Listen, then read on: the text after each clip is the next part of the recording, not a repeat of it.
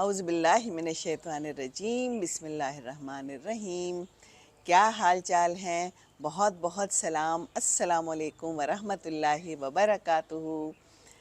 دیکھتی آنکھوں اور سنتے کانوں کو، رمضان سے پہلے اللہ تعالیٰ نے بارش کر دی۔ آج لاہور میں بڑی اچھی بارش ہوئی ہے اور بہت اچھا موسم ہو گیا ہے نا۔ اللہ تعالیٰ نے سن لی ہماری کہ گرمی بہت جلدی نہ آ جائے، نہیں تو پریشانی ہو گئی تھی کہ گرمی تو بس آیا چاہتی ہے اور آ گئی تھی، اور دل کر رہا تھا کہ ٹھنڈے ٹھنڈے کمرے میں بیٹھا جائے، ہے نا۔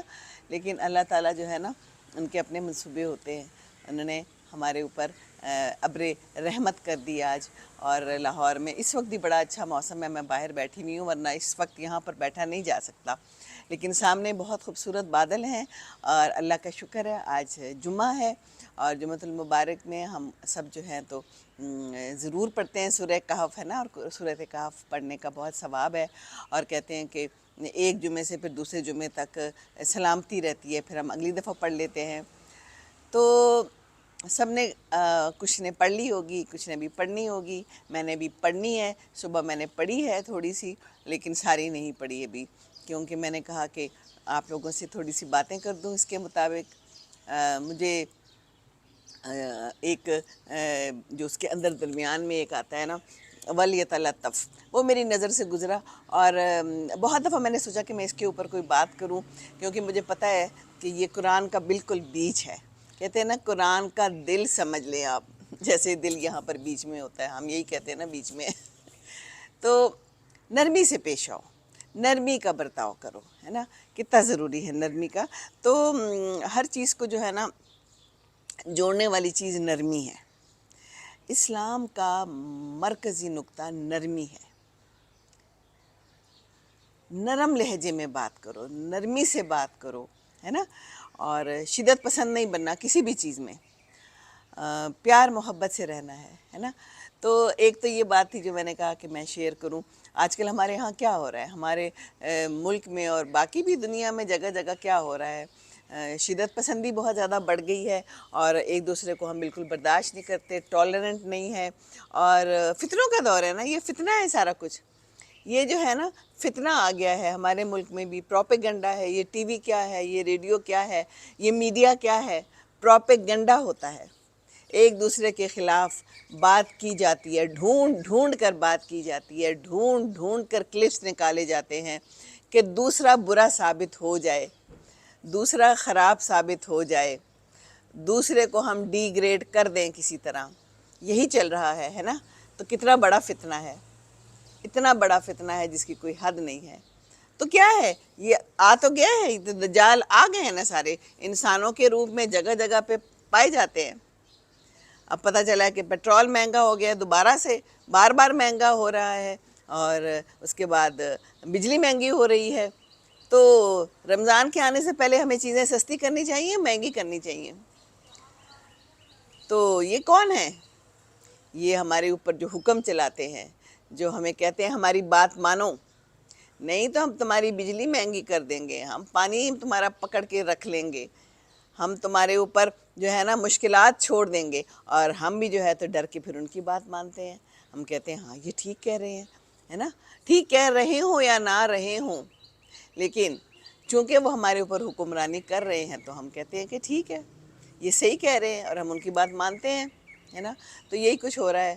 تو یہ پروپیگنڈا کتنا برا ہے، گھر میں ہو، باہر ہو، ملک میں ہو، کہیں بھی ہو، ایک دوسرے کے خلاف ہم بات کریں اور غلط بات کریں، ہے نا، غلط بیانیاں کریں، تو بڑا دل دکھتا ہے جب میں ٹی وی پہ دیکھتی ہوں کہ بار بار بار بار بار بار ایک بات کو دہرایا جاتا ہے، بتایا جاتا ہے، اس نے یہ کیا، یہ اس کی فلانی ویڈیو آ گئی ہے، یہ اس کی فلانی گفتگو سامنے آ گئی ہے نا۔ تو کتنا افسوس کا مقام ہے۔ تو ہم قرآن سے نہیں جڑے ہوئے نا۔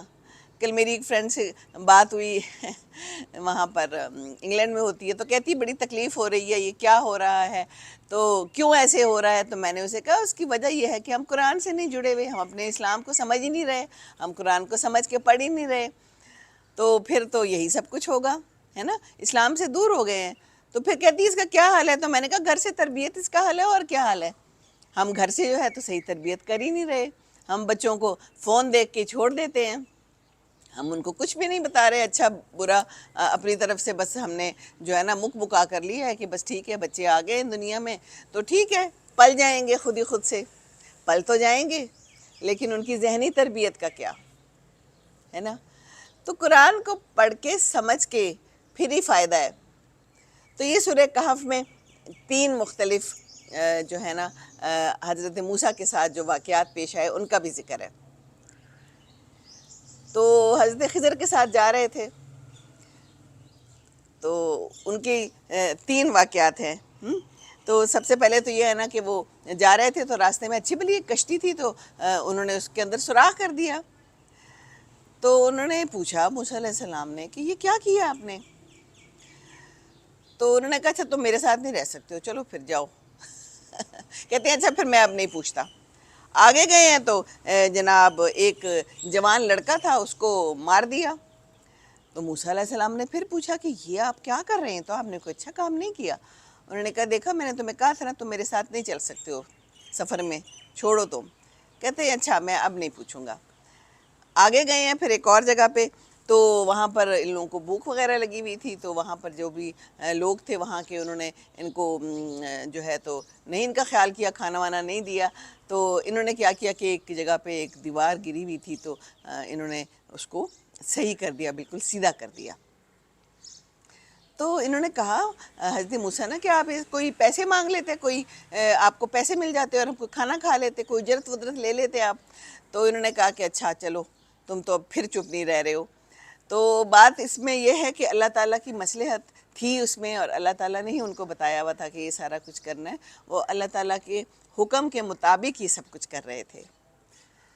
تو پھر اس نے بتایا کہ جناب میں نے کشتی میں سوراخ اس لیے کیا ہے کہ آگے جا کے وہاں پر ایک کوئی حاکم ہے، کوئی بادشاہ ہے جو کہ اچھی اچھی کشتیوں کو اپنے قبضے میں لے رہا ہے۔ تو یہ جو بڑے اچھے لوگ ہیں جن کی یہ کشتی ہے اور یہ گزر بسر کر رہے ہیں، تو اگر میں اس سوراخ کر دیتا ہوں تو یہ خراب ہو جائے گی، اس میں تھوڑا سا خرابی پیدا ہو جائے گی، تو وہ اچھی اچھی کشتیاں لے رہے ہیں تو وہ اس کو چھوڑ دیں گے، تو میں نے اس لیے ایسا کیا۔ اور آگے جو ہے میں نے کیا کیا کہ جو لڑکے کو مار دیا تو وہ لڑکے کا اندیشہ یہ تھا کہ وہ بڑا ہو کے اپنے ماں باپ کے لیے مشکلات پیدا کرے گا، تو اللہ تعالیٰ ان کو اور اچھی اولاد دے دے گا، تو یہ اللہ کی حکم سے ہی ہوا جو میں نے اس کو مار دیا۔ اور تیسرا جو میں نے دیوار کو سیدھا کیا تو اس کے نیچے کوئی یتیم بچوں کا خزانہ چھپا ہوا تھا اور وہ باپ نے چھپایا تھا، تو مجھے یہ خدشہ ہوا کہ یہ گر جائے گی دیوار تو نیچے سے خزانہ نکل آئے گا اور بچوں کے جوان ہونے سے پہلے پہلے لوگوں کو مل جائے گا اور لوگ اس کو استعمال کر لیں گے تو بچوں کے لیے نہیں بچے گا، تو اس لیے میں نے اس دیوار کو صحیح کر دیا۔ تو یہ تھی باتیں جس پر تم رہ نہ سکے اور آرام نہ کر سکے۔ تو کہنے کا مقصد یہ ہے، اس میں بہت بڑی جو ہے نا بات پوشیدہ ہے، اور وہ یہی ہے کہ ہم جو ہے نا اللہ تعالیٰ کی باتوں سے کئی دفعہ پریشان ہو جاتے ہیں، اللہ تعالیٰ کی باتوں سے ہم گھبرا جاتے ہیں، ہے نا؟ ایسا ہی ہوتا ہے نا؟ لیکن اللہ تعالیٰ نے کچھ نہ کچھ جو ہے نا اپنا سوچ سمجھ کے کرتے ہیں نا اللہ تعالیٰ، تو منصوبے جو ہیں ان کے اپنے سوچے ہوئے ہوتے ہیں، اور ان کے منصوبے جو ہیں بڑے شاندار ہوتے ہیں، اور وہ ایسے ہی تو نہیں سارا کچھ ہو رہا ہوتا۔ تو اللہ کے منصوبوں پہ پریشان نہ ہو۔ اگر آپ کو بھی زندگی میں کوئی مشکل آ گئی ہوئی ہے تو اس سے سبق لیں۔ بظاہر دیکھنے میں کوئی چیز ہمیں لگے گی کہ ہمارے لیے اچھی نہیں ہے، ہمارے لیے بہتر نہیں ہے، لیکن اللہ تعالیٰ جانتا ہے نا؟ تو ہو سکتا ہے کہ آپ کو کوئی آپ کی جاب چلی گئی ہو، ہے نا؟ کوئی شادی میں رکاوٹ ہو، یا شادی خراب ہو رہی ہو، ہے نا؟ یا بچوں کی شادیاں نہ ہو رہی ہوں، 100 کام ہو سکتے ہیں، 100 مسئلے ہو سکتے ہیں، تو بس اس میں صرف یہی ہے کہ اللہ تعالیٰ پہ بھروسہ کرنا ہے ہمیں، اللہ تعالیٰ سے لو لگانی ہے اور اللہ تعالیٰ سے مانگنا ہے بس۔ اس میں ہارش نہیں ہونا چاہیے اور ایول نہیں بن جانا چاہیے، ہے نا؟ اور ہارڈ نہیں ہونا چاہیے۔ یقیناً کسی دن آپ آرام سے بیٹھ کے مسکرائیں گے کہ میں ایسی پریشان ہو رہا تھا، میں ایسے ہی پریشان ہو رہا تھا۔ کسی کو اولاد نہیں ملی ہوتی تو وہ بھی پریشان ہو جاتا ہے نا؟ تو اس میں سورہ کہف میں بڑی اچھی اچھی باتیں اور بھی ہیں جو میں اس کو بعد میں اور چیزیں بھی شیئر کروں گی، جو ایک باغ کی بھی کہانی ہے کہ کیسے ایک باغ تھا اور بڑا شاندار تھا، اور باقی جو ہے تو غار والوں کی بھی کہانی ہے۔ تو اس کو پڑھیں سمجھ کے، اس میں بہت بہت جہان مانی پوشیدہ ہے. ایسے ہی بس پڑھ کے نہ بیٹھ جائیں جمعے کو. تو آج آپ نے سمجھ کے پڑھنا ہے انشاءاللہ تعالیٰ. اللہ تعالیٰ ہمیں قرآن کی سمجھ عطا فرمائے. اللہ تعالیٰ ہمیں یہ جو دجال آئے ہوئے ہیں ہمارے، ان سے ہمیں چھٹکارا دے. اور ایک بڑی بات یہ کہ اس میں بھی یہی بات ہے کہ قرآن پڑھیں. جب قرآن پڑھیں گے نا تو ہمیں سمجھ آ جائے گی کہ ارد گرد کیا ہو رہا ہے. یہ کوئی جو بہت اپنا بن کے ہمیں غلط راہ پر ڈال رہا ہے، یہ کیا ہو رہا ہے. تو ہمیں بچنا ہے نا ان چیزوں سے. بچنا تو بہت ضروری ہے. بچ کے چلنا ہے. تقویٰ کیا ہے؟ بچ کے چلنا. تو قرآن پڑھیں گے، اس کو سمجھیں گے. اس میں جو یہ چھوٹے چھوٹے قصے ہیں، یہ ایسے ہی تھوڑی ہیں، ہے نا. یہ تو ہمارے لیے مشعل راہ ہیں، ہمیں پتہ چلتا ہے اسے. تو اللہ ہم سب پہ رحم کرے. اللہ آپ پہ بھی رحم کرے. خوش رہیں، خوشیاں بانٹیں، قرآن بانٹیں، قرآن کی باتیں بانٹیں. اللہ آپ پہ رحم کرے گا. سمجھ کے پڑھیے. السلام علیکم ورحمۃ اللہ وبرکاتہ.